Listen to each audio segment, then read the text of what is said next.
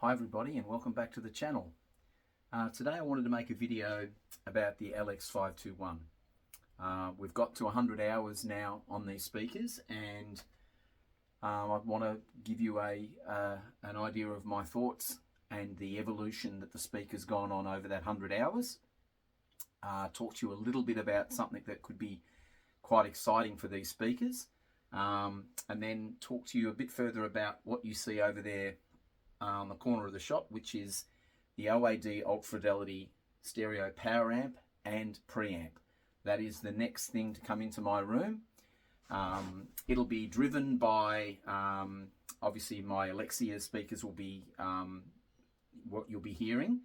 The MPD8 Playback Designs DAC will be back in the system, and I'll be streaming via my Lumen U1 with the X1 power supply. So we go back to essentially my system, but with the preamp and power amp changed in. And also I'll be continuing my review on the Robinson cable loom, which is in the system again now that Paul's system has come out.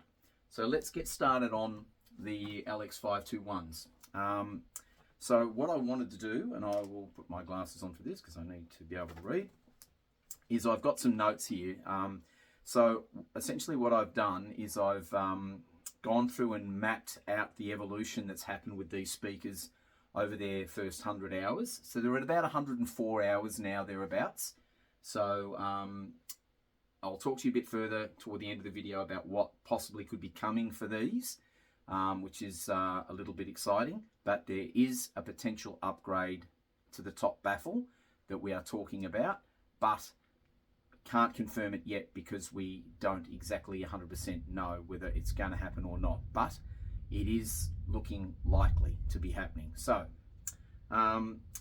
within that sort of first 5 hours of listening, the sound was sort of quite, if you like, overemphasized. It was the top and the mid-range was a little typically what you'd hear in brand new drivers. They were just a little tight, a little emphasized in those frequencies. There was certainly not a lot of balance. I could certainly see the potential, but there was just not really a lot of balance. And the bass, if anything, was a little underemphasized. So it just wasn't tonally accurate at that point. It was there, and you knew what was coming. I could see the potential. I was quite excited about that. But in those first 5 hours, that's sort of what I noticed the most. So between sort of hours 5 to 20, the sound was essentially becoming more relaxed. The bass development was more accurate, and just there seemed to be a bit of a, if you like, a bit of the beginnings of the evolution of the speaker was starting to show itself to me in relation to what I was hearing. And I mean, obviously you've been here with me through the whole process. You've seen the clips, and I've been throwing all kinds of genres of music at these, and really, from really bass heavy stuff to really, all my reference tracks, the tracks I used when I'm judging equipment, all were played numerous times at these points in the process, just so I could really understand what was happening with the speaker and how it was evolving. So that's sort of what I was noticing between that 5 to 20 hour period. So the next thing was between sort of 20 and 30 hours, and I'd have a listen at 30 hours in. And there wasn't really a lot of change between the 20 and the 30 hour mark. Just things were just sort of settling into into themselves a little bit, but nothing really that I could talk about that I really noticed in that sort of that time frame. Then the next time I had a critical listen, was at 50 hours. Now I did start to notice some decent changes happen between this 30 and 50 hour period. And I've written some notes. So there were nice changes in the top and the mids. The bass was more textural. It was more tonally accurate. The mid-range and the upper frequencies were just settling back down, and it all seemed like it was starting to sing from the same, the same hymn sheet. Just the whole speaker started to, synthesize itself into more of a coherent package between that 30 to 50 hour period. Then from hours 50 to 80, the top was settling down really nicely. Now there was just no harshness there at all. There was just a lot of air in the upper frequencies. The mid-range was starting to sound really lifelike, and I think I posted a video and played a vocal track, and you'd close your eyes and sit there, and you were almost fooled that the person was in the room with you. There was a real sense of, how do you put it, like a real believability about the mid-range in the speaker, and the upper frequencies were just becoming more airy, more just more easy to listen to. They just became a lot more easy to listen to. You could really tell that the drives were starting to develop and settle down nicely at that period, and I really noticed really lovely changes between that 50 and 80 hour mark. Now, there wasn't really much more to talk about between hours 80 to 100. The whole thing just seemed to really become a lot more harmonious in its presentation. Spatial cues are amazing with this open baffle design. So even in my room, which is not, and these are certainly by no means optimally set up for this room, but I was getting spatial cues right the way out to the sides of me in my room. I was hearing really lovely soundstage depth back behind the speaker, right out to in front of the speaker, with certain patches of music that I know what they should be doing. These speakers absolutely portrayed all of that spatial awareness to me, and really articulately did it too. So there was great emphasis and great, when there was spatial information in the recording, you really heard it with these speakers. They are quite magnificent, to be honest with you. They for their price point, they are something really worth considering. They are full range, so they are producing. When I measured the frequency response in my room, I was getting good information, maybe 1 or 2 dB down at 22 to 3 hertz in the room. So they are a full range speaker by absolutely without any doubt whatsoever. So I'm really impressed with them. The people were sort of comparing and asking me how they compared to the Wilsons. The only thing that I would say about these is that they have a limit in regard to how hard you can drive them. If you push them really hard, and most people won't push them as hard as I have pushed them in my room, because I'm really taking the time to get them well and truly broken in and ready for the life's service they're going to have up at Paul's Place.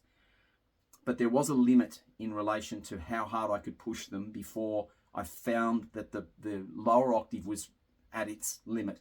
They never sounded like they were at the end of what they could produce, but there was definitely a limit.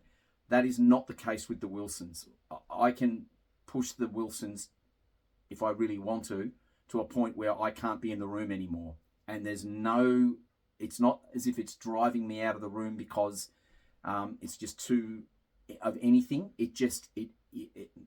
Speakers like this and a system like this allows you to just keep upping the volume. You can really get to that concert level of listening, and it's not fatiguing in any way, shape or form. It's just engaging. You really feel like you're engaged in the music. Now, you absolutely get that with these, 100% you do. But there's just a point where you feel like that's where the speaker needs to stop, whereas I do not feel that at all with the Wilsons. The scale that these Wilsons produce in my room is absolutely epic. I have never had another speaker in my room that's even come close to what they are able to produce in my room. But in saying that, they are there are remarkably different price points here as well. But for what you are buying here, this is an exceptionally good speaker. It is absolutely mesmerizing, the stuff that it can do as far as sound stage articulation, both depth, width, and height. They really do that job amazingly well. Now, when these eventually get packed up and head on up to Paul's place, they will be going in a much bigger room. So I will be setting them up, and I will be doing further videos up there for everybody. So you'll see where they end up in northern New South Wales, in Paul's room. We'll sit down and have a chat with Paul on camera and get his reaction, and he's very excited. I speak to him, nearly every day about what I'm hearing and what I'm noticing, and he's very excited about getting all of this up to his house. This is his, as he puts it, his last system, and he's very, very excited to have it there, and I'm really excited to get it to him. So that's coming soon.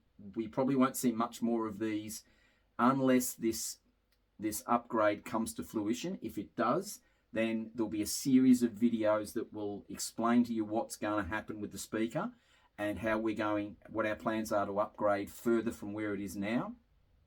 So this speaker already has the upgraded mid-range and the upgraded tweeters in it, but there is another upgrade path that we are talking about doing locally here in Australia with a local engineer, and if that comes to pass, then all of that information will be released at that point.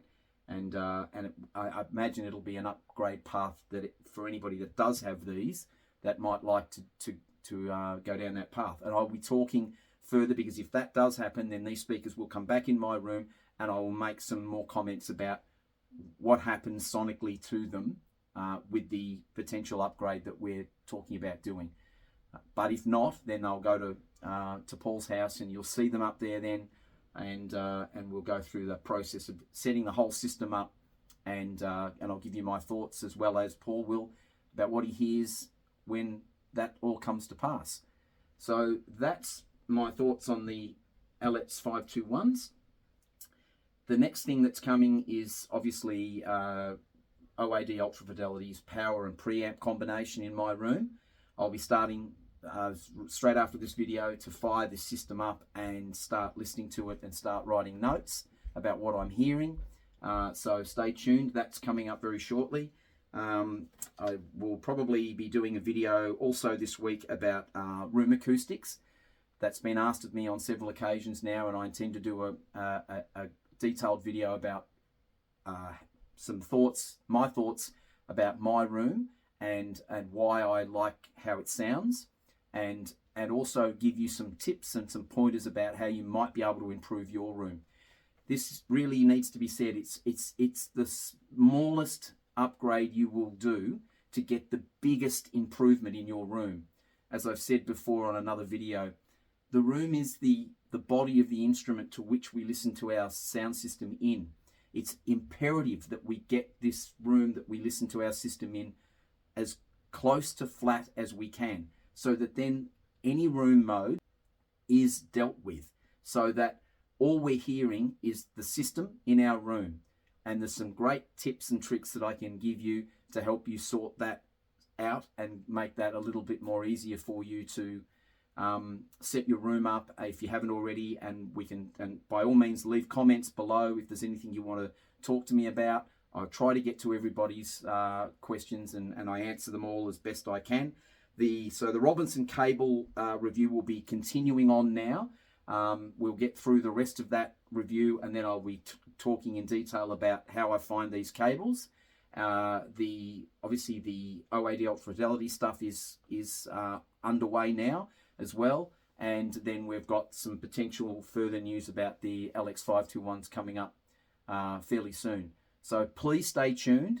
Please give me a thumbs up if you like what I'm doing, and consider subscribing to the channel. Love having you all on board. And stay tuned, because there's more coming up real soon. Bye for now.